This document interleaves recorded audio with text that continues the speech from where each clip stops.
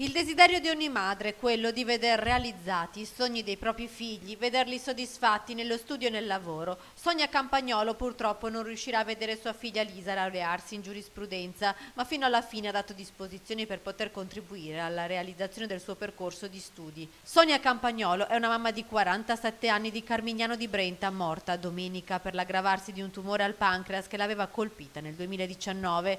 Nella sua epigrafe Sonia ha fatto una semplice richiesta: il tuo fiore sia un'offerta da devolvere a sostegno della figlia Lisa Campagnolo. A seguire l'Iban e la causale in memoria di Sonia. L'intero comune di Carmignano di Brenta si stringe al dolore di questa famiglia. Anche la compagna dell'ex sindaco Bolis, recentemente scomparso per lo stesso male, ha scritto un messaggio di cordoglio.